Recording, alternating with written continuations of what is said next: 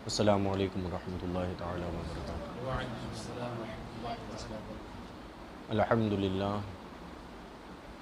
الحمد للہ رب العالمین والعاقبۃ للمتقین والصلاة والسلام علی سید الانبیاء والمرسلین وعلی آلہ وصحبہ اجمعین، اما بعد فاعوذ باللہ من الشیطان الرجیم، بسم اللہ الرحمن الرحیم۔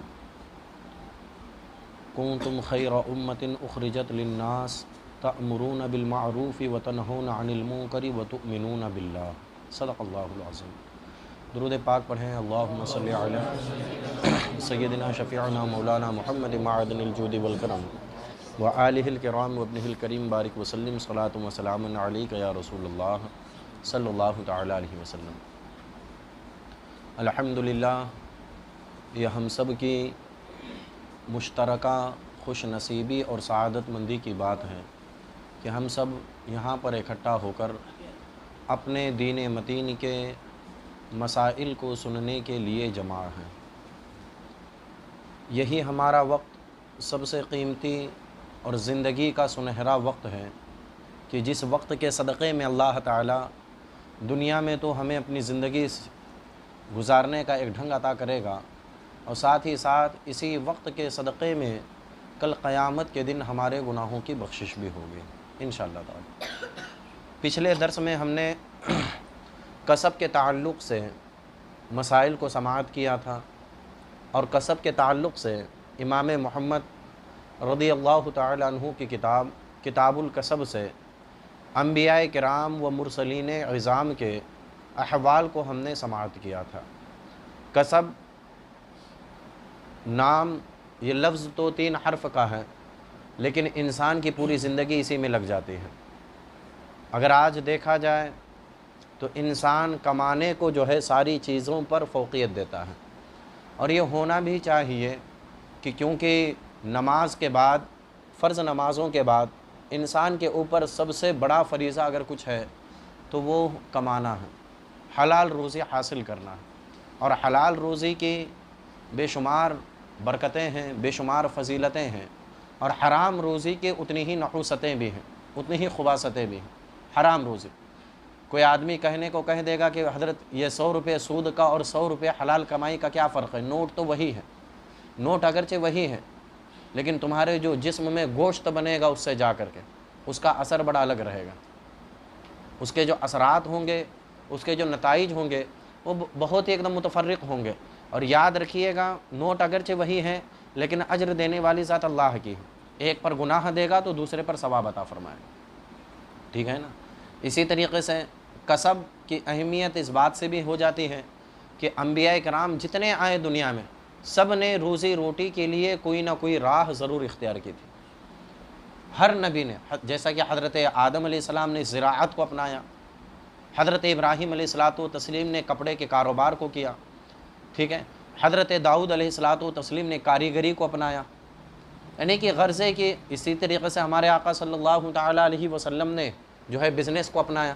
حضور اکرم صلی اللہ علیہ وسلم نے اپنی زندگی میں کئی بزنس فرمائے، ٹھیک ہے نا۔ کپڑے کا بھی کاروبار آپ نے کیا پارٹنر کے طور پر، اسی طریقے سے آپ نے چمڑے کا بھی کاروبار کیا سرکار دو عالم صلی اللہ علیہ وسلم نے۔ اس طور پر جو ہے ہر نبی نے ہمیں اپنی زندگی کے ذریعے سے کمانے کی ترغیب دی ہے، ٹھیک ہے، اور اس کی بے شمار فضیلتیں بھی ہیں کہ جتنا وقت ہم کمانے میں لگائیں گے، حلال روزی کمانے میں، جیسا کہ ایک حدیث شریف آپ نے پچھلے درس میں آپ نے سماعت کیا کہ حضرت سعد رضی اللہ تعالی عنہ یا حضرت انس سے مروی ہے، آپ ارشاد فرماتے ہیں کہ سرکار دو عالم صلی اللہ تعالی علیہ وسلم نے ارشاد فرمایا کہ جو کوئی شخص اپنے گھر سے دور رات گزارے حلال روزی کو طلب کرنے کے لیے، تو سرکار فرماتے ہیں کہ اس نے رات اس طرح گزاری گویا کہ اللہ نے اس کے سارے گناہوں کی بخشش فرما دی۔ یہ کمانے کی فضیلت، لیکن کمانا کون سا مفید ہے؟ جو حلال ہو، حرام نہیں، جیسے بیاز رہا، سود اور مٹکا کھیلنا، جوا کھیلنا، پب جی کھیلنا، اور آج تو بڑا عجیب و غریب ماحول چلا ہے، نعوذ باللہ، عجیب و غریب، نہ جانے گورنمنٹ کو کون سا نشہ چڑھا ہوا ہے۔ پہلے جس جوئے کے کھیلنے پر باقاعدہ پولیس والوں کی نوکری لگتی تھی، فلاں جا کر کے چھاپا مارو، فلاں جا کر کے یہاں یہ پکڑو، اس کو پکڑو، اس کو پکڑو، آج اسی جوئے کو جو ہے لائسنس دیے جا رہے ہیں، باقاعدہ ڈیجیٹل جوا کھیلا جا رہا ہے کہ رمی سرکل کھیلو، یہ سرکل کھیلو، وہ سرکل کھیلو، اور نعوذ باللہ ہمارا نوجوان بھی ایسا پاگل ہو جاتا ہے کہ جن فلم ایکٹروں کو وہ دیکھتا ہے کہ یہ بہت بڑے بڑے مثبت کردار اپناتے ہیں، اب اس کو وہ نہیں دکھائی دیتا ہے کہ وہی جو ہے فلم ایکٹر جو ہے اب جوئے کی طرف لے جا رہے ہیں، وہی فلم ایکٹر جو ہے پوڑی کھانے کی طرف لے جا رہے ہیں، وہی فلم ایکٹر جو ہے عیاشی کی طرف لے جا رہے ہیں، اب اس کو نہیں دکھائی دیتا۔ یہی وجہ ہے کہ اللہ نے جو قرآن میں فرمایا نا کہ سب سے بڑا آئیڈیل جو تمہارا ہونا چاہیے کون ہونا چاہیے، تو قرآن میں واضح طور پر فرمایا لقد کان لکم فی رسول اللہ اسوۃ حسنہ، کہ یقیناً تمہارے لیے تمہاری زندگی میں سب سے بہترین نمونہ رسول پاک کی زندگی، تمہارے لیے سب سے بہترین نمونہ کس کی زندگی ہے؟ رسول پاک صلی اللہ علیہ وسلم کی زندگی، کیونکہ آپ سرکار کی زندگی کو دیکھیں، احادیث کے ذخیرے کو اٹھا کر کے پڑھیں تو سرکار دو عالم صلی اللہ علیہ وسلم نے انسان کے ہر شعبے میں گزارنے کا طریقہ بتایا۔ اگر کوئی بزنس مین ہے تو تجارت کیسے کرے، سمجھ رہے؟ اگر کوئی تاجر تجارت ایمانداری سے کرتا ہے، ایمانداری سے کرتا ہے، ناپ تول میں کمی نہیں کرتا، یاد رکھیے یہ تو کرم ہے سرکار کا، ورنہ آج کل جو کاٹا مارتے ہیں نا ہر چیز میں وہ دکھنے کو دکھتا ہے کہ یہ 10 گرام زیادہ دیا، 20 گرام زیادہ کیا، لیکن اندر سے کچھ اور بھی کھیل چلتا ہے، سمجھے؟ کچھ اور بھی کھیل چلتے ہیں۔ خیر چھوٹی دکانوں پر تو کم، بڑی دکانوں پر بہت چلتا ہے یہ سب، کنٹل کنٹل ہضم کر جاتے ہیں، سمجھ رہے ہیں؟ 10-20 کلو تو وہ کچھ نہیں، کیڑے مکوڑوں کی طرح ہے۔ تو پچھلی امتوں کا اگر جائزہ لیں تو صرف کسی امت پر صرف عذاب اسی لیے ہوا کیونکہ وہ ناپ تول میں کمی کرتا ہے، عذاب صرف اسی لیے ہوا، کس لیے؟ کیونکہ وہ ناپ تول میں کمی کرتے تھے۔ لیکن آج یہ برائی بھی ہمارے پاس ہے، لیکن یہ سرکار کا کرم ہے جس کی وجہ سے عذاب نہیں آ رہا، اجتماعی عذاب، ٹھیک ہے نا؟ خیر تو ہمیں جو ہونا چاہیے ہمیشہ حلال روزی کمانی چاہیے۔ اگر کسی کا 1 روپیہ بھی آپ نے اگر غلط کھایا ہے تو یاد رکھیے گا اس کا بھی حساب آپ کو دینا پڑے گا۔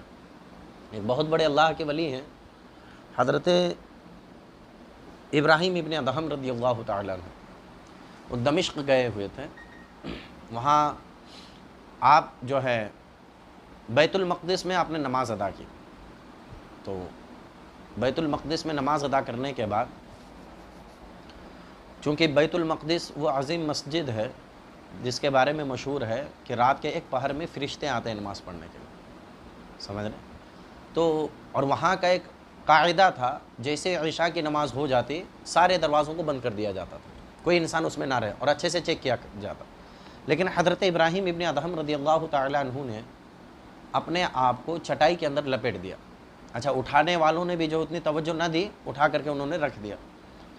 رات میں جب فرشتوں کے آنے کا وقت ہوا، ایک فرشتہ کہتا ہے کہ یہاں پر ایک آدمی بھی ہے، انسان بھی ہے مسجد کے کونے میں، تو دوسرا فرشتہ کہتا ہے کہ ہاں، اور وہ پریشان ہے اس وجہ سے کیونکہ وہ 40 دن سے نماز پڑھ رہا ہے، پچھلے 40 دنوں سے، لیکن اس کو جو ہے نماز میں ذوق و شوق محسوس نہیں ہو رہا ہے، اس کی طبیعت نہیں لگ رہی۔ تو حضرت ابراہیم ابن ادہم نے کسی طریقے سے نکالا اور بلند آواز سے وہیں کہا کہ اے خدا کے بندے، تم نے سچ کہا، مجھ پر کرم فرمائیے اور بتلائیے کہ یہ میرے ساتھ کیوں ہو رہا ہے۔ تو اس فرشتے نے کہا کہ اے ابراہیم، تم جو ہے 40 روز قبل دمشق گئے ہوئے تھے، وہاں پر تم نے مارکیٹ میں ایک تاجر سے کھجوریں خریدی، ایک تاجر سے کیا خریدی؟ کھجوریں خریدی، اور تاجر نے جو ہے، دکاندار نے تمہارے کھجوریں ترازو میں تول لی، لیکن اس کے باوجود تم نے اس کے ڈھیر میں سے ایک کھجور نکال کے کھا لیا، تو اسی ایک کھجور کی وجہ سے تمہاری عبادت میں سے ذوق اٹھا دیا گیا۔ تو ذرا سوچئے گا، جبکہ اس کو کوئی برا نہیں مانا جاتا ہے، سامنے آپ کھاتے ہیں، دکاندار دیکھ رہا ہے، ٹھیک ہے نا، تو بسا اوقات وہ یہ بھی رہتا ہے، لیکن رزق میں اگر تھوڑا سا فرق پڑ جاتا ہے کھان پان میں تو اس کے اثرات کہاں تک مرتب ہوتے ہیں آپ ذرا اندازہ لگائیے۔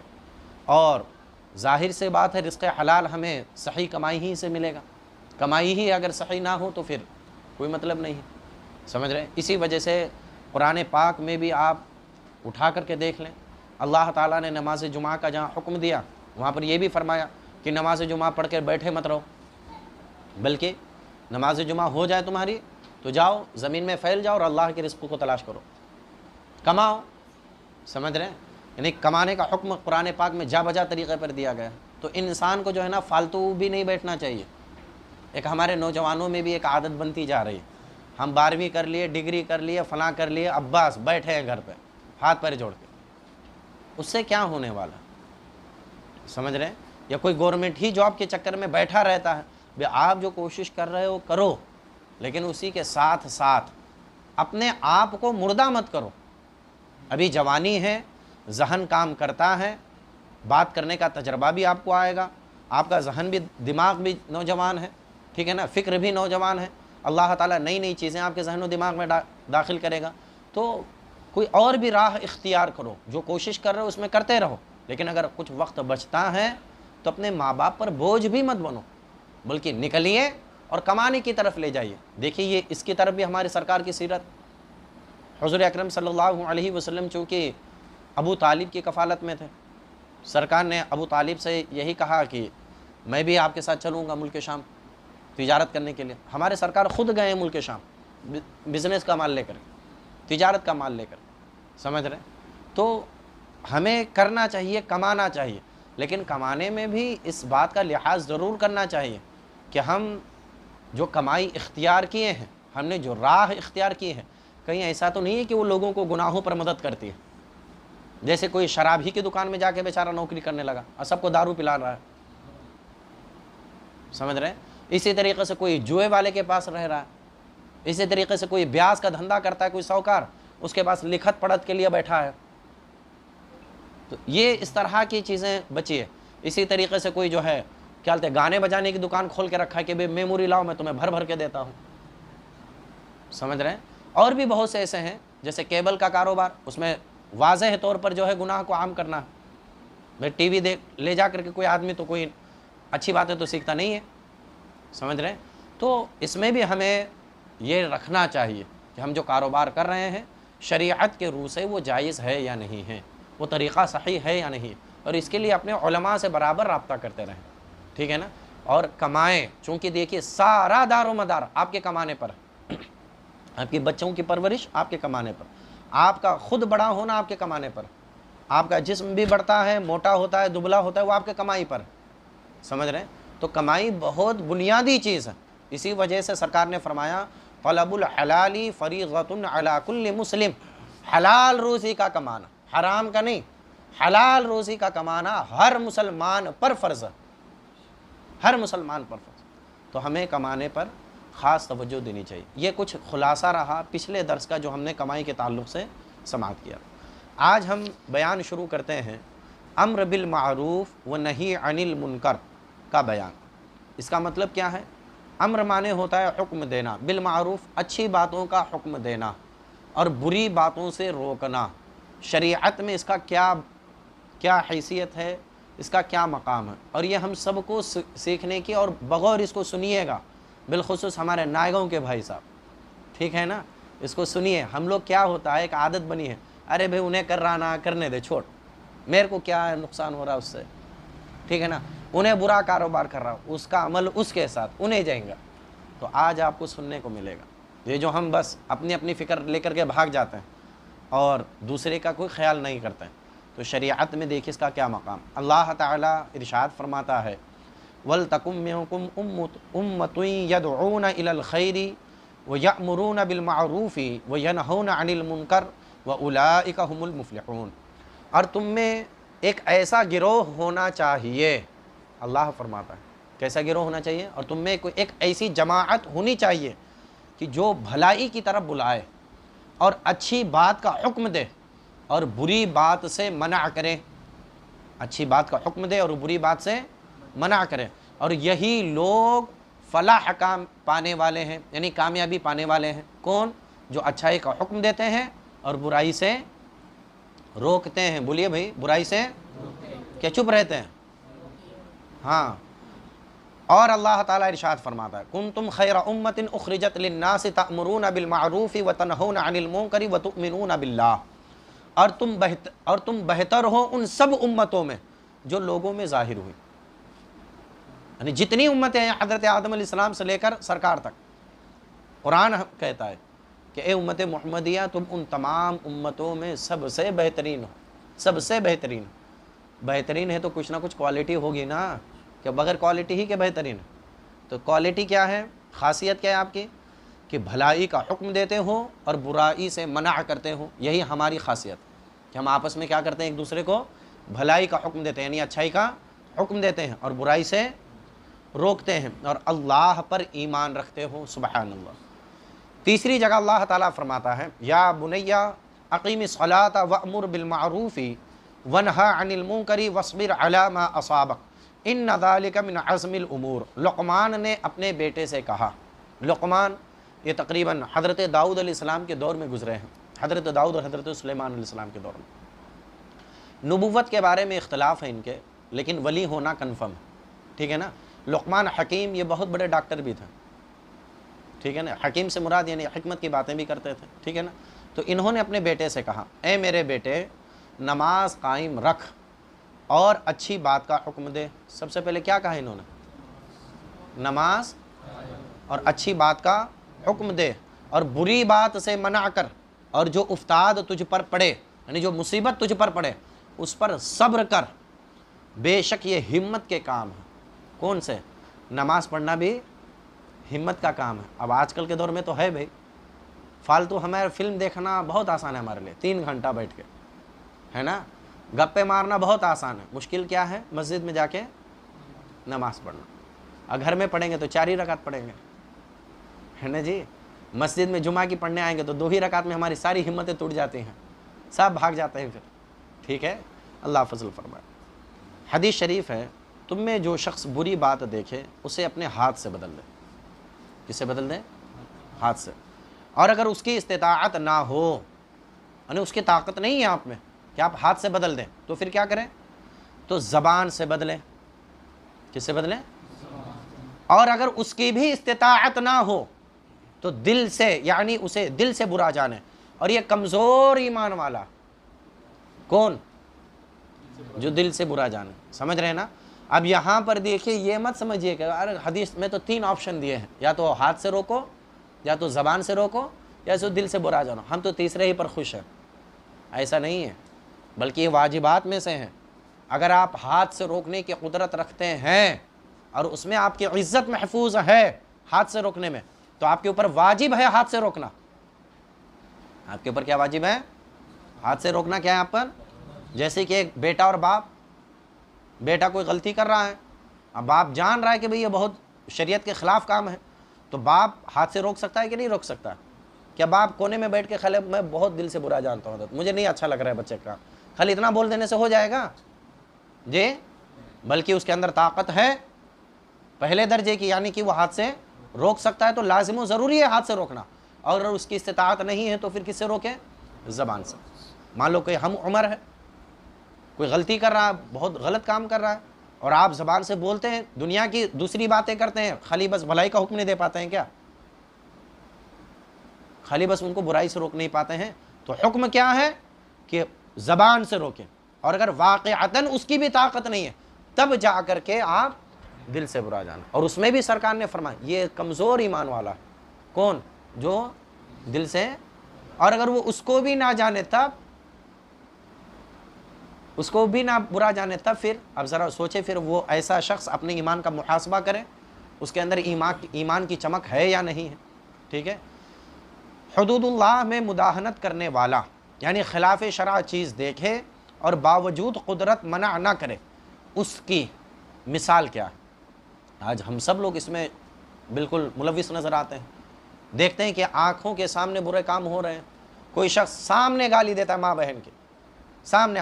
ہم نے نہ جانے کتنے لوگوں کو دیکھا ہے بھی سامنے گالی، نارملی بات میں ماں بہن کی گالی دیتے ہیں، اور اس میں ہمارے ہاں چلو بھائی چلو. اور ہم اپنے بھائیوں کو کتنا دیکھا ہوں، فون لگا، ہاں بول کہاں ہے، کیا کر رہا، کہاں آنا ہے. ارے بھائی خدا کے بندے سلام کر، پہلے سلام کر. اور 2 مسلمان آپس میں بات کر رہے ہیں، پہلے تو آپ کو ایسے کوئی بات کرے تو پہلے آپ کو بولنا چاہیے، بول تو سکتا ہے نا، میں سلام کرو، حدیث شریف میں پہلے سلام کرنے کا حکم ہے، کتنے بھی مصروف ہوں آپ. کیوں آپ کو سرکار نے جو دعاؤں کے طریقے دیے ہیں سلام، کیا وہ آپ کو نہیں پسند ہے کیا؟ وہ آپ کو دعاؤں کی حاجت نہیں ہے؟ ایک مسلمان کی دعاؤں کی حاجت نہیں ہے؟ تو پھر یہ بولا بھی مت کرو، دعا میں یاد رکھو. آپ کو ضرورت ہی نہیں ہے نا دعاؤں کی. جی نہ جانے دن میں اگر 10 مسلمانوں سے بات کرتے ہو، 10 مرتبہ اگر کسی سے سلام کیے تو ذرا سوچئے کتنی دعائیں آپ کو مل رہی. اور بھی سلامتی کی دعا کر رہا ہے وہ، السلام علیکم ورحمۃ اللہ وبرکاتہ. آپ کے لیے سلامتی، رحمت اور برکت کی دعائیں کر رہا ہے. آدمی یہی تو چاہتا ہے صحیح رہے، برکت ملے اور اللہ کی رحمت ہم پر نازل ہوتی رہے. یہی تو ایک آدمی چاہتا ہے اللہ کی بارگاہ سے. اور وہ ساری کی ساری چیزیں آپ کو مل رہی ہیں کس سے؟ ایک مسلمان کے سلام کرنے سے اور آپ کا اس کو جواب دینے سے. لیکن ہمارے اندر نہیں ہے. اگر ایسا کوئی کرے تو ہم اس کو روک سکتے ہیں کیا؟ نہیں روک سکتے. اور دیکھ رہے ہیں کہ سامنے یہ برا کام ہو رہا ہے، اب اس کی مثالیں دیکھیے کیسے ہوتا ہے. جیسے ہم لوگ بولتے ہیں نا، ارے بھائی انہیں کر رہا، اس کا انہیں جانے گا، مجھے اس سے کیا نقصان پہنچنے والا ہے. تو سرکار نے اس کی بڑی پیاری مثال بیان فرمائی. سرکار فرماتے ہیں حدود اللہ میں مداہنت کرنے والا اور حدود اللہ میں واقع ہونے والے کی مثال، یعنی جو برائی کر رہا ہے اور برائی دیکھ کر کے منع نہیں کر رہا ہے، ان دونوں کی مثال کیسی ہے؟ یہ ہے کہ ایک قوم نے جہاز کے بارے میں قرعہ ڈالا، چٹھیاں ڈالیں. جہاز 2 تلے کا تھا، ایک منزلہ اور 2 منزلے کا تھا. تو دونوں نے جو ہے چٹھیاں ڈالا کہ کون پہلے منزلے پہ رہے گا اور کون دوسرے منزلے پہ رہے گا. جہاز کے بارے میں قرعہ ڈالا، بعض اوپر کے حصے میں رہے اور بعض نیچے کے حصے میں رہے. نیچے والے پانی لینے اوپر جاتے ہیں. نیچے والے پانی لینے کہاں جاتے ہیں؟ اوپر جاتے ہیں. چونکہ جو نیچے کا جو یہ ہوتا ہے، تو جو یہ جو شیو ہوتی ہے نا بہت اونچی ہوتی ہے، کہیں پانی نہ آئے. سمجھ رہے ہیں؟ بالکل ایک دم سپاٹ نہیں ہوتا ہے. سپاٹ تو وہ پانی کہاں سے لے گا؟ ضرورت کے تحت. اور اچھا پہلے ایسا تو سسٹم تھا نہیں کہ ٹینکی رکھو، بور چل رہا ہے، اس میں بھی نل پائپ کا سسٹم ایسا تو نہیں تھا. ضرورت کے مطابق اسی میں سے لیا کرتے تھے، چونکہ سمندر میں چل رہے ہیں نا. تو اب نیچے والے پانی لینے اوپر جاتے اور پانی لے کر اس کے پاس سے گزرتے، تو ان کو تکلیف ہوتی. کن کو؟ اوپر والوں کو. تو انہوں نے اس کی شکایت کی، کہا کہ بھئی یہ سب کیا ہے، تم آ رہے ہو اور ہمیں بہت تکلیف ہو رہی ہے، تمہارا تم دیکھ لو، مت آیا کرو تم اوپر اور ایسا پانی مت لیا کرو. تو اب نیچے والوں نے کیا کیا؟ نیچے والوں نے کلہاڑی لے کر نیچے کا تختہ کاٹنا شروع کر دیا. کس کا تختہ؟ سن رہے ہیں؟ کس کا تختہ؟ اب جہاز کہاں چل رہا ہے؟ زمین پہ، پانی پہ چل رہا ہے نا. تو نیچے والوں نے کیا کر دیا؟ تختہ کاٹنا شروع کر دیا. اوپر والوں نے دیکھا تو پوچھا کیا بات ہے، تختہ توڑ رہے ہو؟ کیوں توڑ رہے ہو بھائی تختہ؟ تو اس نے کہا میں پانی لینے جاتا ہوں، تم کو تکلیف ہوتی ہے اور پانی لینا مجھے ضروری ہے، کیونکہ اس کے بغیر تو زندگی نہیں جی جا سکتی، تو ضروری ہے، لہٰذا میں تختہ توڑ کر یہیں سے پانی لے لیا کروں گا. یعنی تختہ توڑ رہا ہوں، یہیں سے بکیٹ ڈال کے لے لیا کروں گا اور تم لوگوں کو تکلیف بھی نہیں دوں گا. بس اس صورت میں اب وہ اوپر والے خاموش رہ گئے، بولے کہ ہاں چلو کرتے رہو. بس اس صورت میں اگر اوپر والوں نے اس کا ہاتھ پکڑ لیا اور کھودنے سے روک دیا، کہا کہ نہیں مت کرو، تو اس کا انجام کیا ہوگا؟ دونوں نجات پائیں گے. نیچے والے بھی محفوظ رہیں گے اور اوپر والے بولے بھی ارے بھئی ہمارا تھوڑی نہ آ کے توڑ رہے ہو، ہم جس کمرے میں رہتے اس میں تو کوئی سوراخ نہیں کر رہے نا، وہاں تو کوئی کیلا نہیں ٹھوک رہے نا، ہمارا تو جیسا تھا ویسا چل رہا ہے. تب ایسی صورت میں خالی نیچے والے ڈوبیں گے تو کیا ہوگا؟ اگر چھوڑ دیا تو اسے بھی ہلاک کیا اور اپنے آپ کو بھی. تو یہی حال کچھ ان 2 لوگوں کا بھی ہے جو خود برائی بھی کرتے ہیں اور ان کے سامنے کوئی برا کام کیا جا رہا، وہ برائی کرتے ہیں وہ تو ہلاک ہوں گے ہی، اور وہ لوگ بھی ہلاک ہوں گے جن کے سامنے کوئی برا کام کیا جا رہا ہے اور روکنے کی وہ قدرت رکھتے ہیں، اس کے باوجود بھی وہ روکتے نہیں. تو دونوں لوگ کیا ہو جائیں گے؟ برباد ہوں گے. سمجھ رہے ہیں نا؟ اس کا گناہ دونوں کو ملے گا. حدیث پاک ہے، آقا کریم صلی اللہ علیہ وسلم ارشاد فرماتا ہے، اب ذرا سوچیے گا، قسم ہے اس کی جس کے ہاتھ میں میری جان ہے. سبحان اللہ. یہ کون قسم کھا رہے ہیں؟ لگتا ہے ذہن نہیں حاضر ہے بھائی. کون قسم کھا رہے ہیں؟ سرکار دو عالم صلی اللہ علیہ وسلم قسم کھا رہے ہیں. اچھا قسم کسی ہلکی پھلکی بات پہ کھائی جاتی ہے کیا؟ قرآن میں تو قسم کھانے سے کیا کیا گیا ہے؟ منع کیا گیا ہے۔ قرآن میں قسم کھانے سے کیا کیا گیا ہے؟ منع کیا گیا کہ بھئی اللہ کو قسم کا نشانہ مت بناؤ، یعنی بات بات پہ اللہ قسم، خدا قسم، یہ سب بولنا جائز، بات بات پہ بولنا جائز نہیں۔ ہاں بہت ضروری چیز ہو جہاں آپ کو یقین دلانا ہو سامنے والوں کو تو جائز ہے۔ تو اب سرکار قسم کھا رہے ہیں، اس کا مطلب کہ آنے والی بات بہت بڑی ہے نا جی عبدالحمید بھائی؟ آنے والی بات کیا ہے؟ بہت بڑی ہے۔ تو اب سرکار کیا فرماتے ہیں؟ قسم ہے اس کی جس کے ہاتھ میں میری جان ہے، یعنی کہ خدا کی قسم۔ کیا فرماتے؟ یا تو اچھی بات کا حکم کرو گے، سرکار فرماتے ہیں اپنی امت سے، یا تو تم لوگ اچھی بات کا حکم کرو گے، دیتے رہو گے، اور بری بات سے منع کرو گے، اور اگر تم نے نہیں کیا، دونوں چیزیں نہیں کی، تو یا تو اللہ تعالیٰ تم پر اپنا عذاب بھیجے گا، اور تم دعا کرو گے اور تمہاری دعا بھی قبول نہیں ہوگی۔ آج کچھ عالم یہی ہے ہمارا، آج ہمارا کچھ یہی حال ہے نا، ٹھیک ہے؟ برے کام کرتے ہیں، ہم ان کو روکتے نہیں ہیں، سمجھے نا؟ تو آج نعوذ باللہ ہم اس نوبت کو آ کر کے پہنچے ہوئے ہیں۔ ابھی آپ سماعت کیجئے، حدیث شریف ہے، ہاں، حضرت ابو بکر صدیق رضی اللہ تعالی عنہ نے فرمایا، اے لوگو تم اس آیت کو پڑھتے ہو۔ کون سی آیت؟ یا ایھا الذین آمنوا علیکم انفسکم لا یضرکم من ضل اذا اہتدیتم، اے ایمان والو اپنے نفس کو لازم پکڑ لو، اپنے آپ کو لازم پکڑ لو، اور گمراہ تم کو ضرر نہ پہنچائے گا جب تک تم خود ہدایت پر ہو۔ اس آیت کریمہ سے کیا پتہ چل رہا ہے؟ آپ صحیح ہو بس، دوسرا غلط کام کرتا ہے اس کا نقصان اس کے پاس، ٹھیک ہے نا؟ یہی مطلب سمجھ رہے ہو؟ لیکن حضرت ابو بکر صدیق فرماتے ہیں کہ اے لوگو تم اس آیت کریمہ کو پڑھتے ہو، یعنی تم اس آیت سے یہ سمجھتے ہو کہ جب ہم خود ہدایت پر ہیں تو گمراہ کی گمراہی ہمارے لیے مضر نہیں، ہمیں نقصان نہیں پہنچائے گی، ہم کو منع کرنے کی ضرورت نہیں، سمجھ رہے ہیں؟ ہمیں ان کو برائی سے روکنے کی ضرورت نہیں ہے، یعنی تم یہ سمجھتے ہو۔ حالانکہ میں نے رسول پاک صلی اللہ علیہ وسلم کو یہ فرماتے سنا ہے، لوگ اگر بری بات دیکھیں اور اس کو نہ بدلیں، لوگ اگر بری بات دیکھیں اور اس کو نہ بدلیں، نہ روکیں، تو قریب ہے کہ اللہ تعالیٰ ان پر ایسا عذاب بھیجے گا جو سب کو گھیر لے گا۔ جو کس کو گھیر لے گا؟ سب کو گھیر لے گا۔ بنی اسرائیل میں 3 طرح کے لوگ تھے، قرآن میں اس کا ذکر کیا گیا۔ اللہ تعالیٰ نے بنی اسرائیل کو جو ہے ہفتے کے دن، ٹھیک ہے نا، اتوار کے دن شکار کرنے سے منع کیا تھا کہ اتوار کے دن شکار مت کرو، یہ ان کو حکم تھا کہ اتوار کے دن شکار مت کرو، باقی دنوں میں کرو، چونکہ وہ دریا کے کنارے رہتے تھے، ان کی جو زیادہ روزی روٹی تھی وہ کس سے تھی؟ مچھلیوں سے۔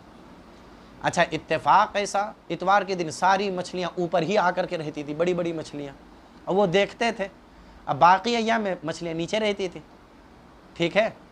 تو کچھ لوگ کرنے لگے، کچھ لوگ کیا کرنے لگے؟ شکار کرنے لگے۔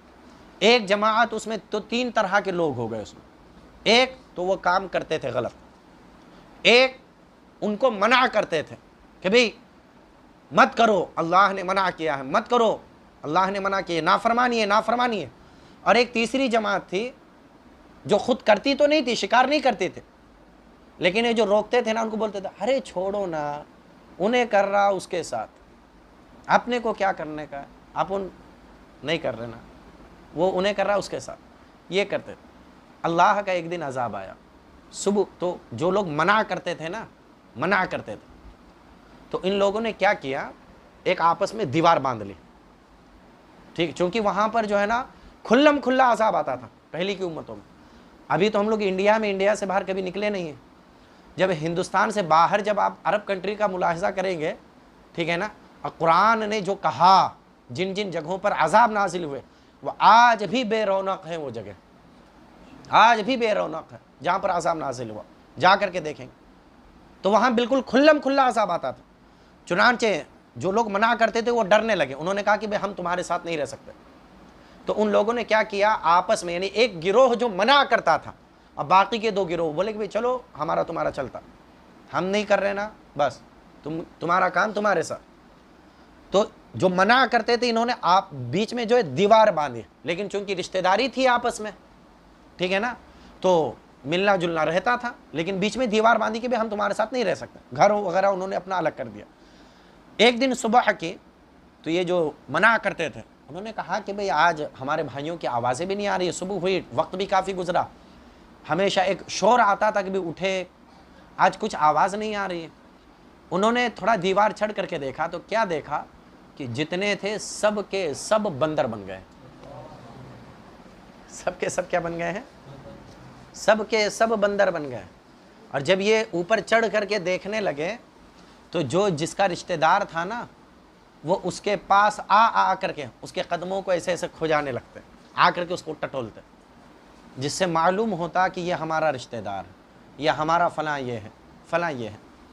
تو اللہ نے عذاب صرف کرنے والوں پر نازل نہیں کیا، صرف بندر وہی لوگ نہیں بنے، یہ قرآن میں ہے جو کرتے تھے، بلکہ وہ لوگ بھی بنے جو یہ بولتے تھے چھوڑو اپنے کو نہیں بولنے کا، سمجھ رہے ہیں؟ وہ سب بھی کیا بنا دیے گئے؟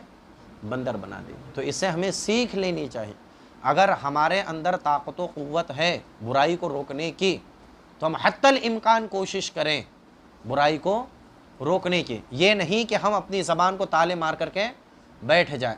کوئی دیکھتے ہیں کہ بد مذہب ہے، بد مذہبی کی طرف کوئی ہمارا بھائی جا رہا ہے تو ہم اس کی فکر نہ کریں کہ کون خوش ہوگا کون ناراض ہوگا، سمجھ رہے ہیں؟ برملا طور پر ہم بد مذہبوں کی برائی سے اس کو آگاہ کریں، اس کو آگاہ کریں تاکہ وہ بد مذہبی سے کیا ہو جائے؟ بچ سکیں۔ ہم ایسی صورت میں کسی کی مالداری کی، کسی کے مقام و مرتبے کا کوئی لحاظ نہ کریں، ٹھیک ہے نا؟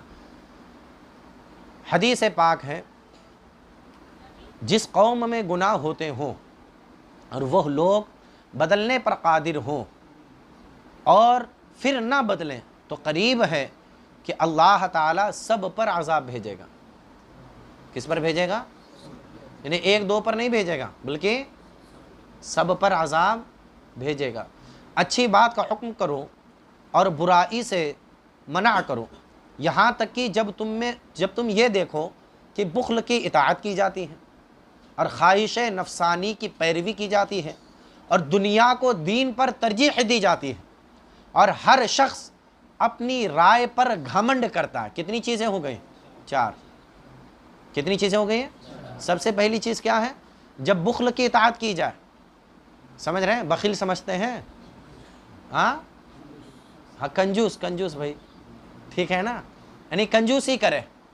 جب بخل کی اطاعت کی جائے اور خواہش نفسانی کی پیروی کی جائے، یعنی شریعت کا کوئی پاس و لحاظ نہیں، بھائی میرا دل بول رہا ہے، من چاہا کام آدمی کرنے لگے، ٹھیک ہے؟ تیسری کوالٹی کیا، تیسری عادت کیا آ جائے؟ دنیا کو دین پر ترجیح دی جاتی ہے۔ چوتھی، ہر شخص اپنی رائے پر گھمنڈ کرتا ہے، ہر شخص اپنی رائے پر جو میں بول دیا وہ اب سامنے والے کی سننے کی کوئی ضرورت نہیں۔ اور ایسا امر دیکھو کہ تم اس سے چارہ نہ ہو، تمہیں اس سے چارہ نہ ہو تو اپنے نفس کو لازم کر لو، یعنی خود کو بری چیزوں سے بچاؤ اور عوام کے معاملہ کو چھوڑو۔ ایسے وقت میں امر بالمعروف و نہی عن المنکر ضروری نہیں، ایسے صورت میں کیا ہے؟ ضروری نہیں۔ یعنی جب تم دیکھو کہ کوئی چارہ ہی نہیں ہے، یعنی کہ آپ اگر زبان سے روکنے جائیں گے، یعنی ہاتھ سے روکنے جائیں گے تو اس کی طاقت آپ کو نہیں ہے، زبان سے روکنے جائیں گے تو خود آپ کی ذات عزت آپ کی محفوظ نہیں ہے، تو اب ایسی صورت میں یہ نہیں ہے کہ تم بھی کرو، بلکہ کیا ہے؟ اپنے آپ کو بچاؤ۔ کیا کرو؟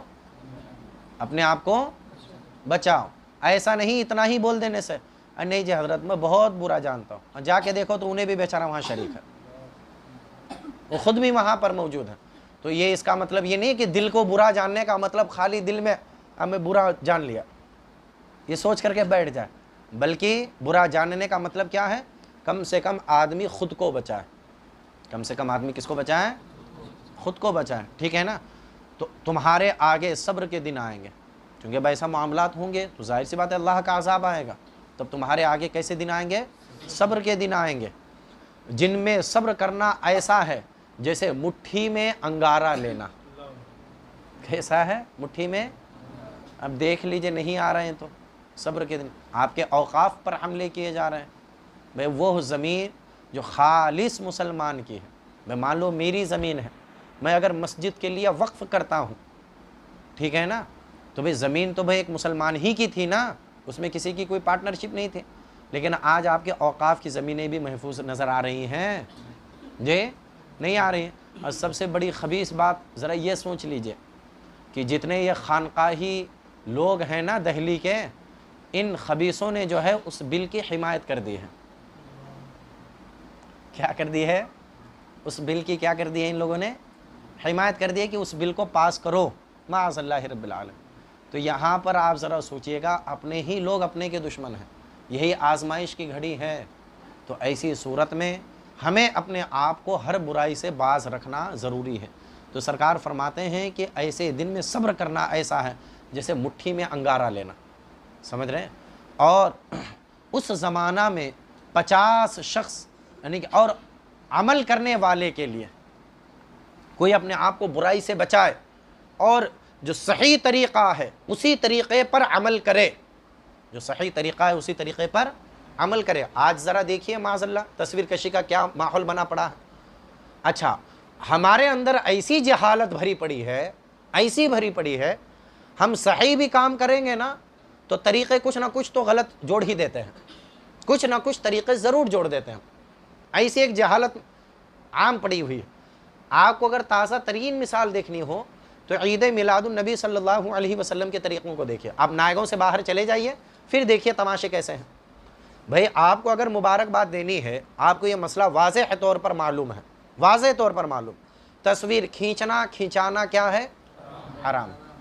اچھا، کچھ لوگ بولیں گے حضرت اختلاف ہے اس میں، تو یاد رکھو اختلاف خالی یہ موبائل کی تصویر کے بارے میں ہے۔ کس کے بارے میں اختلاف ہے؟ یہ موبائل کے اندر جو فوٹو ہے اس کے بارے میں اختلاف ہے، ورنہ پیر و مرشد کا تو فتویٰ وہی ہے جو موقف ہے، اس کی بھی یہ بھی تصویر ہے، یہ بھی حرام، سمجھے نا؟ لیکن اگر کچھ لوگ اختلاف کا سہارا لیں، کہیں کہ نہیں اختلاف ہے حضرت اس میں، تو اختلاف خالی ہے جب تک موبائل میں تصویر ہے اس میں ہے، لیکن جب وہ چھپ کر کے آتی ہے تو متفقہ طور پر حرام ہے۔ سارے علماء کا اس میں کسی کا کوئی اختلاف نہیں ہے، وہ متفقہ طور پر کیا ہے؟ وہ حرام ہے، جو بینر پر پوسٹر پر۔ تو آج ذرا بتاؤ، آج ہم میلاد مصطفیٰ صلی اللہ علیہ وسلم کا یہ موقع ہے، اس میں ہم حرام کاری کر رہے ہیں کہ نہیں کر رہے ہیں؟ جی بہت پوسٹر لگے ہیں۔ اچھا، نعوذ باللہ ایسے ایسے چہرے دیکھنے کو مل رہے ہیں، اللہ فضل فرمایا یار کیا تعجب کرو، کہاں جا کے سر پٹکو اور کس کو جا کے سمجھاؤ کہ جن کے پاس بیٹھنا تھوڑا سا اطمینان لگتا تھا وہ انہی کے تصویریں لگی پڑی ہیں، اور وہ بولیں گے حضرت نہیں میری فوٹو انہیں لے کے گیا، انہیں لے کے گیا۔ ارے یار یہ لنگڑے جو ہے بہانے بنانا بند کرو۔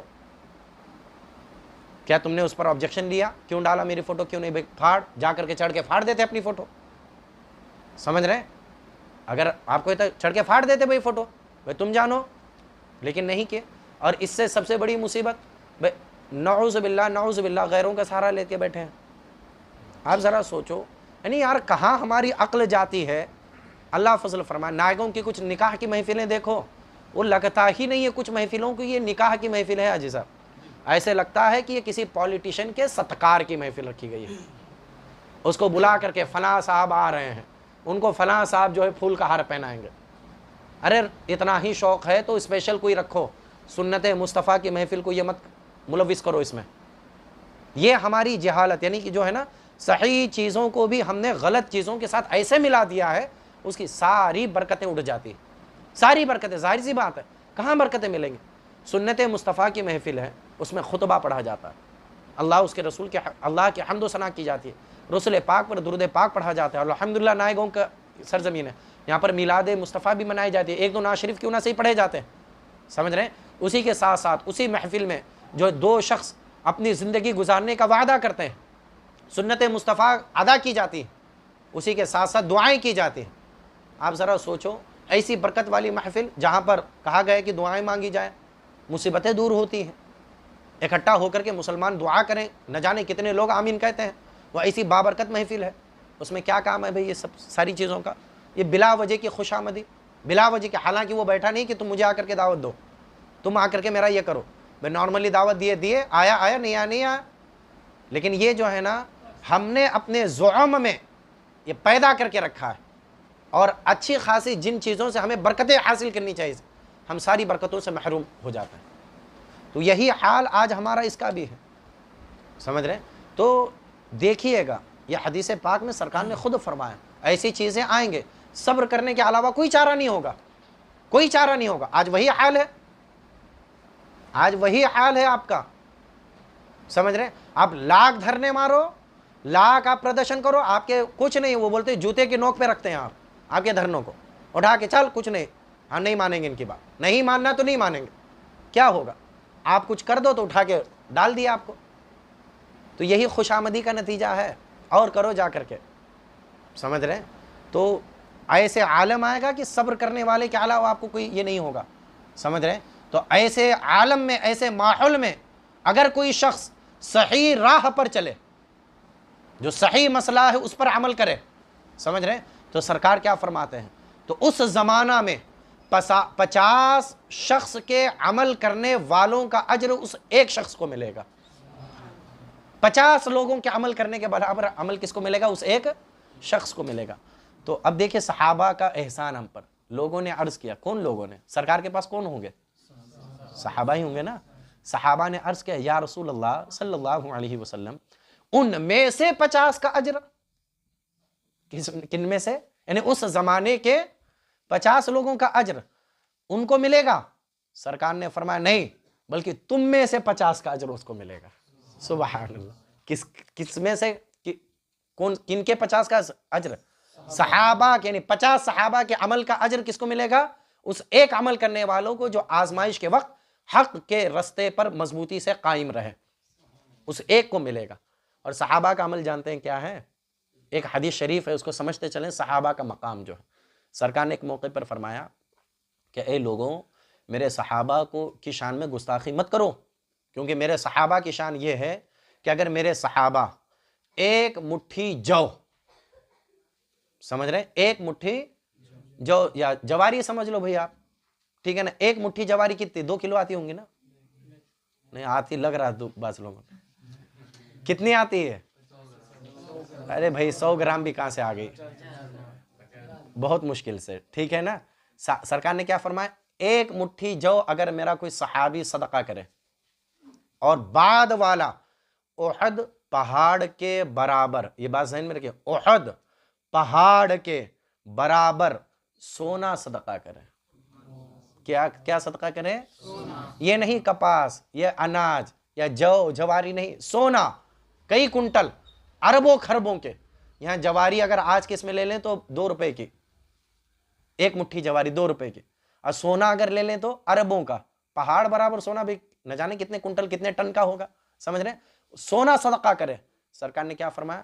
پھر بھی بعد والا کوئی بھی شخص اس سونا صدقہ کرنے کے بعد بھی میرے صحابی کے ایک مٹھی جو کے ثواب کو نہیں پہنچ سکتا۔ لیکن اے عزیزو، اگر کوئی آزمائش کے وقت حق پر قائم رہے، وہ جانتا ہے کہ میں یہ جو ہے یہی صحیح ہے، جانتا ہے کہ بد مذہبوں سے ملنا غلط ہے، یہ غلط کرتا ہے، اس محفل میں بد مذہب آئے ہوئے ہیں، سمجھ رہے ہیں؟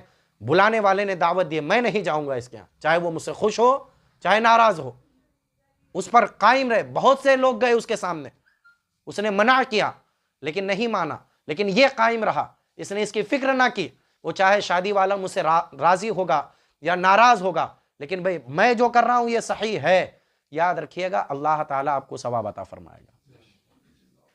ہمیشہ اگر آدمی اس کی فکر کرے، عبدالرحیم بھائی، مجھے بس اللہ اس کے رسول کو خوش کرنا ہے، تو دیکھیے گا دوسرے لوگ آپ کو خوش کرنا شروع کریں گے۔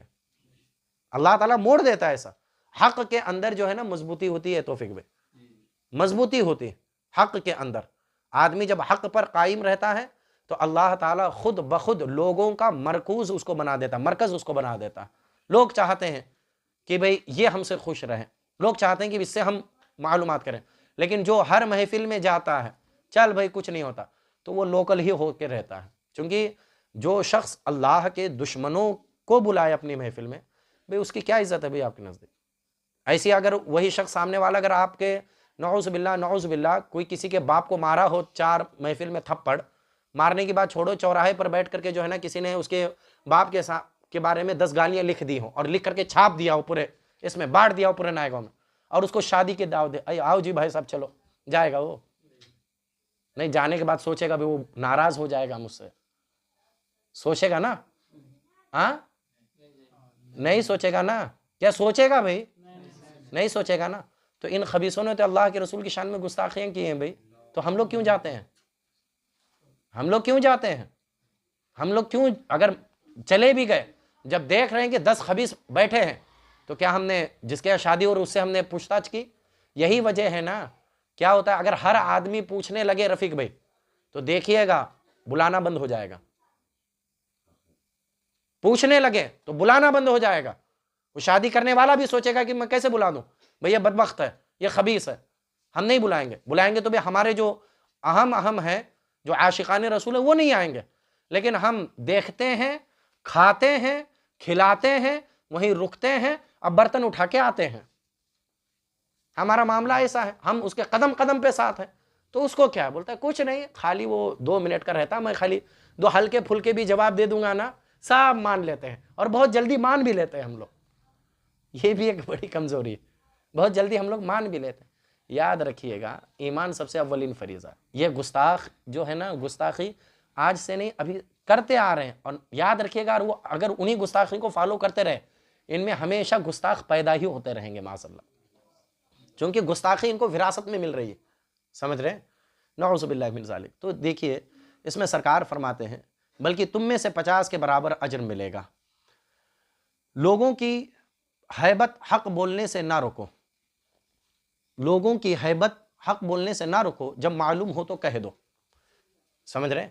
یعنی کہ یہ نہیں کسی سے ڈر کر کے حق کو چھپا دو، نہیں بھئی ایسا نہیں، ایسا، بلکہ جب آپ کو معلوم ہے کہ یہ بھی سامنے والا غلط کر رہا ہے اور آپ روکنے کی طاقت رکھتے ہو، تو ضرور اس کو روکیے، ضرور اس کو کیا کیجئے؟ روکیے۔ اس کے منصب یا اس کے مقام سے مرعوب ہو کر کے اپنی زبان کو بند مت کیجئے۔ بنی اسرائیل نے جب گناہ کیے تو ان کے علماء نے منع کیا، مگر وہ باز نہ آئے۔ پھر علماء ان کی مجلسوں میں بیٹھنے لگے۔ یہ سنیے گا، یہ کچھ حال ہمارا بھی ہے۔ کیا ہوا؟ بنی اسرائیل نے جب گناہ کرنا شروع کر دیا تو علماء نے ان کو کیا کیا؟ پہلے منع کیا، مت کرو یہ کام غلط ہے، مت کرو یہ کام غلط ہے۔ منع تو کیا لیکن وہ رکے نہیں، اور اس کے بعد علماء نے کیا کیا؟ ان کے ساتھ بیٹھنے لگے، اٹھنے لگے، ٹھیک ہے نا، ان کے ساتھ کھانے پینے لگے۔ خدا نے علماء کے دل بھی انہی جیسے کر دیے۔ اللہ اکبر کبیر۔ اللہ تعالیٰ نے ان کے دل بھی ان کے جیسے ہی کر دیے۔ اور داؤد و عیسیٰ ابن مریم علیہ السلام کی زبان سے ان پر لعنت بھیجی۔ اللہ اکبر کبیر۔ کس کی زبان سے؟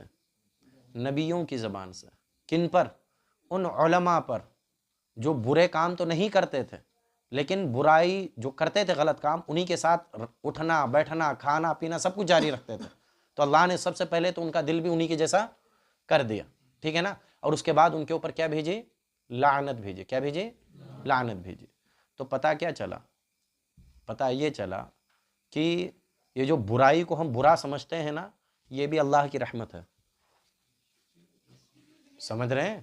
یہ جو گناہوں سے جو نفرت آتی ہے نا، یار غلط کر رہا ہے، غلط کر رہا ہے، یہ جو آپ کے اندر احساس ہے، یہ بھی اللہ کا بہت بڑا فضل و احسان ہے کہ آپ کے اندر ابھی تمیز باقی ہے، ورنہ بہت سے لوگ تو بے حس ہو چکے ہوتے ہیں، ان کے نزدیک تو کوئی فرق ہی نہیں ہوتا کہ یہ برا اچھا ہے یا برا ہے۔ یہ اس وجہ سے کہ انہوں نے نافرمانی کی اور حد سے تجاوز کرتے تھے۔ اس کے بعد حضور صلی اللہ علیہ وسلم نے فرمایا، خدا کی قسم، تم یا تو اچھی بات کا حکم کرو گے اور بری بات سے روکو گے، اور ظالم کے ہاتھ پکڑ لو گے اور ان کو حق پر روکو گے اور حق پر ٹھہراؤ گے، یعنی جو ظلم کر رہا ہے، ناجائز کام کر رہا ہے، ان کو روکو گے اور ان کو آپ جو ہے حق کی طرف راغب کرو گے۔ اور اگر یہ نہیں کرے، نہ آپ نے بھلائی کا حکم دیا، نہ برائی سے روکا، ٹھیک ہے نا، نہ ہی جو غلط کام کر رہے ہیں ان کو آپ نے جو ہے صحیح طرف لانے کی کوششیں کی، تو سرکار فرماتے ہیں اگر یہ نہیں کیے، یا تو اللہ تعالیٰ تم سب کے دل ایک طرح کے کر دے گا، یعنی اب اس میں کچھ فرق نہیں، جو گناہ کر رہا ہے اس کے بھی دل ویسا ہی بے حس، اور جو نہیں روک رہا اس کا بھی دل ویسے ہی ہوگا، پھر تم سب پر لعنت کرے گا جس طرح ان سب پر لعنت کی۔ اللہ اکبر کبیرہ۔ تو اے عزیز مسلمانوں، ہمیں سوچنا اور سمجھنا چاہیے کہ جہاں تک ہو سکے ہمیں برائی سے روکنا چاہیے، اور اگر طاقت ہے تو یقیناً ہم لوگوں کو برائی سے روکیں، ٹھیک ہے نا، اور اس پر خاموشی رہنا، اور ہم روکنے کے لیے الگ الگ ہم طریقوں کو بھی اختیار کر سکتے ہیں۔ اگر ہم نے دیکھا کہ ہمارا کوئی بڑا برا کام کر رہا ہے تو اس کو روکنے کے بھی شریعت نے طریقے بتلائے ہیں، ٹھیک ہے نا۔ کوئی چھوٹا کر رہا ہے تو اگر آپ کے اندر ہاتھ سے روکنے کی طاقت ہے، لیکن اس میں شرط یہ ضرور ہے، کیا شرط ہے؟ آپ کی خود کی عزت محفوظ ہو۔ اسلام آپ کو یہ نہیں کہتا کہ آپ اپنی عزت کو داؤں پہ لگا دو، آپ اپنے آپ کو جو ہے نقصان پہنچاؤ، یہ نہیں کہتا، بلکہ آپ کی عزت اور آپ کا نفس محفوظ ہونا چاہیے، ٹھیک ہے نا۔ اور اس کے بعد اگر آپ کے پاس ہاتھ سے روکنے کی طاقت ہے تو آپ ہاتھ سے روکیے، اور اگر نہیں ہے تو زبان سے اگر روکنے کی طاقت ہے اور واقعتاً ہے، بول سکتے ہیں آپ۔ بولنے کا مطلب یہ نہیں کہ جھڑکی دے کر اے کیا کر رہا ہے، چل مت کر، ایسا نہیں، بلکہ نرمی سے بھی، یار عبدالحمید بھائی میں نے آپ کو ایسے کرتے دیکھا، دیکھیے یہ معاذ اللہ ثم معاذ اللہ گالی دینا بہت غلط بات ہے، ٹھیک ہے نا۔ زبان سے تو اس طریقے سے تو روک ہی سکتے ہیں نا، ہم روکیں۔ اور اس کی بھی طاقت نہیں، مان لو کہ وہ بہت بے حیا شخص ہے، بہت بدماش ہے ایک نمبر کا، ٹھیک ہے نا، اس کو اگر آپ بولنے جائیں گے تو الٹا وہ آپ کو سنا دیتا ہے۔ اور ہوتے ہیں کچھ لوگ، آپ جائیے کچھ سمجھانے کہ یار ایسا نہیں، بولتا تو بہت شانہ ہے، چپ رہے، چپ، مجھے معلوم نہیں کہ تو کیا کیا کرنے والا ہے۔ ایسے بھی رہتے ہیں۔ اگر معلوم ہے ایسا کوئی بے حیا ہے تو پھر ایسی صورت میں حکم کیا ہے؟ آپ دل سے برا جانیں۔ لیکن اگر آپ کی نظر میں کوئی ایسا شخص ہے جس کی بات یہ قبول کرتا ہے، ٹھیک ہے نا، تو آپ اس طریقے کو اپنائیں کہ نہ اپنی زبان استعمال کر کے دوسرے سے کہہ دیں۔ اور یہ الحمدللہ چغلی نہیں ہوگی، یہ غیبت نہیں ہوگا، کس کو غیبت میں، چونکہ آپ کی نیت صاف ہے، آپ کیا کرنا چاہتے ہیں؟ اس کی اصلاح کرنا چاہتے ہیں، سمجھ رہے ہیں نا۔ تو اس طریقے سے ہم کریں تو پھر دیکھیں معاشرہ ہمارا کتنا بہترین ہوتا ہے۔ لیکن ہمارا معاملہ کچھ الگ ہی ہے۔ اگر سامنے والا ایک گناہ کر رہا ہے تو یہ بیچارہ دوسرے گناہ میں پڑا ہوا ہے، تو ہم لوگ ایگریمنٹ کیے ہوئے ہیں، نہ تو مجھے برا بول نہ میں تجھے برا بولوں گا۔ ایسا ہو گیا ہے ہمارے درمیان، ایسا ہی ماحول کچھ ہوا ہے، تو جس کی وجہ سے جو ہے پورا ستیہ ناش ہو کے جا رہا ہے، اور اس کے لپیٹ میں جو آ رہی ہے نئی نسل آ رہی، سمجھ رہے ہیں، یہ نئی نسل آ رہی کہ کسی کو نہ کوئی اچھائی کی تمیز ہے نہ برائی کی تمیز ہے۔ یہی وجہ ہے کہ نوبت یہاں تک آ گئی ہے عبدالرحیم بھائی، یہاں تک آ گئی ہے کہ آج ہم چھوٹے سے بڑے ہو جاتے ہیں لیکن ایک مرتبہ بھی ہمیں قرآن پڑھنے کی توفیق نہیں ملتی ہے، ایک مرتبہ بھی نہیں ملتی ہے۔ ورنہ دل پہ ہاتھ رکھ کے بتاؤ کہ کتنے لوگوں نے، ہمیں ابھی رمضان شریف گئے ہوئے 6 مہینے ہو گئے، کتنے لوگوں نے قرآن پاک ایک مرتبہ ختم کیا ہوگا؟ ایسا عالم، ٹھیک ہے نا، چونکہ وہ حس جو ایک احساس ہوتا ہے نا نیکیوں کا، وہ ختم ہو چکا ہے، دل راغب بھی نہیں ہوتا نیکی کی طرف۔ وہ کیوں نہیں ہوتا؟ کیونکہ سرکار نے فرمایا ورنہ تو تمہارے دل بھی اسی طرح کر دیے جائیں گے۔ ہمیں چاہیے کہ ہم اپنے گناہوں سے توبہ کریں۔ اللہ تعالی ہم سب کو ایک دوسرے کو بھلائی کا حکم دینے اور ایک دوسرے کو برائی سے روکنے کی توفیق عطا فرمائے۔ وما علینا الا البلاغ۔ السلام علیکم۔